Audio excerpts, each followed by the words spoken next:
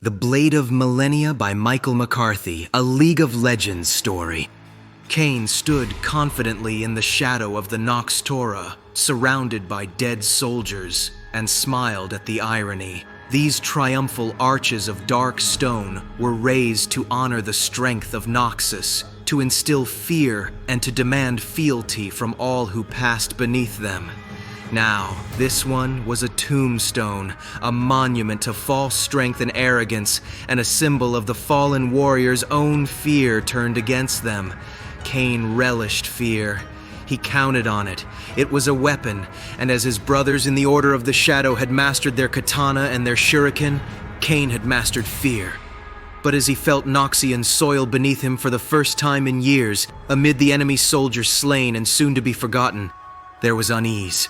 It hung in the air like the pressure before a storm, begging to be released.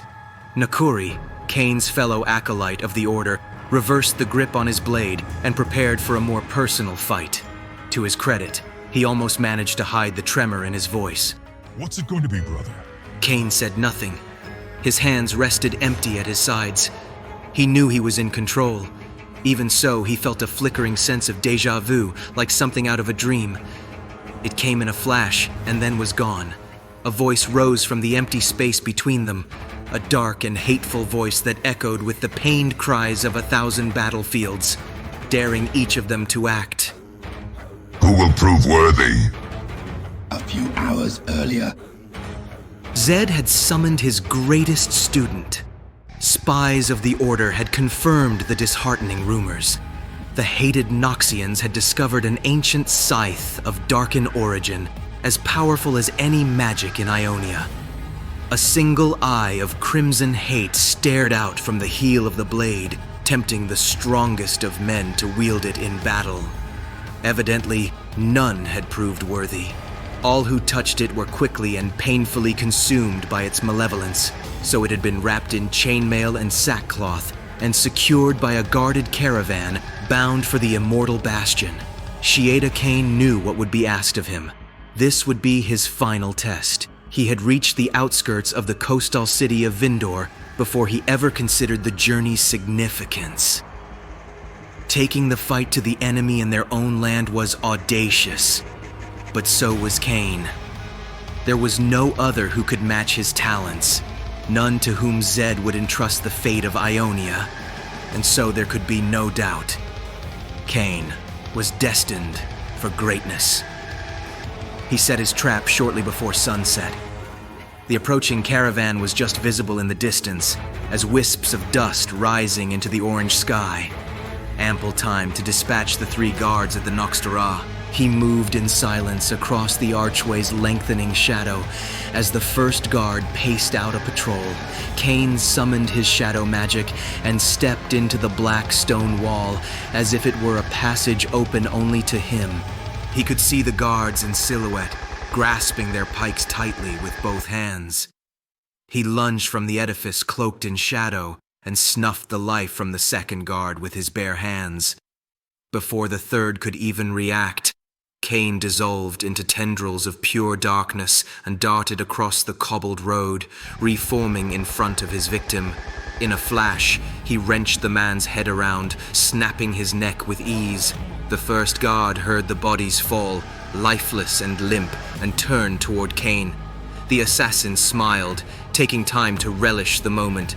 "It paralyzes, does it not?" he hissed, slipping into the shade of the noxtoraa once more. "The fear." He rose from the quaking soldier's own shadow. "This is the part where you run, Noxian. Tell others what you witnessed here." The soldier threw down his pike and sprinted for the safety of Vindor. He didn't get far. Clad in robes every bit as dark as Kayn's, Nakuri leapt from behind the noxtoraa and plunged his katana into the belly of the fleeing soldier. The other acolyte locked eyes with Kayn. The vaunted strength of Noxus. Such delusion. "I knew you were impetuous, brother," Kayn spat. "But this? Following me all this way, hoping to share in my glory?" There was no time for further admonishment. They could hear the caravan of soldiers approaching. "Get out of sight, Nakuri. I will deal with you later, if you survive." A few moments later. The long shadows of twilight hid the bodies until the approaching soldiers were almost beneath the Grand Arch. Hold! The first outrider cried, drawing his sword. Fan out now! Confusion set in among the others as they left their horses, and, for the first time, Kayn laid eyes on their cargo. It was just as Zed had described, wrapped in chainmail and sackcloth and strapped to the back of a sturdy Vindoran steed. Patience was a virtue that Nakuri did not possess, and he heedlessly dove for the nearest soldier. Kayn always selected his targets carefully, and so struck with precision at the lead outrider, felling him with his own sword. He turned again to the Vindoran, but the scythe was gone.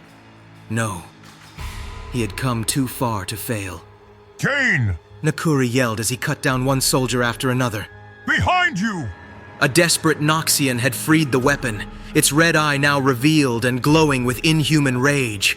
The soldier's own eyes grew wide as he swung in vicious arcs at his own comrades. He was clearly not in control, trying in vain to release the scythe. The rumors were true. Calling again on his shadow magic, Kayn dove into the writhing Noxian's darkened, corrupted flesh. For the briefest of moments, he saw through the eyes of this ageless being, witnessing millennia of inflicted pain and suffering, screams and lamentations. This thing was death reborn again and again.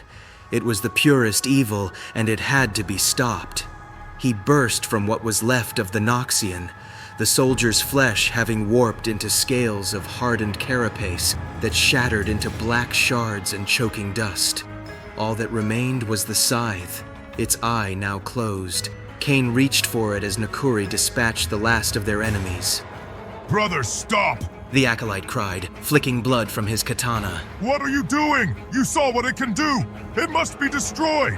Kayn faced him. No, it is mine. The two of them drew up, neither willing to back down. Beyond the city boundaries, warning bells began to toll. The moment seemed to stretch out. Nakuri reversed the grip on his blade. What's it going to be, brother? The scythe spoke to Kayn then. It seemed as if it was echoing in his mind, and yet the other acolyte's widening eyes showed he had heard it too. Who will prove worthy?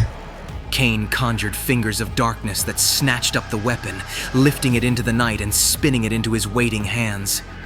It felt like a part of him, like it had always been a part of him, as if he alone was born to wield it.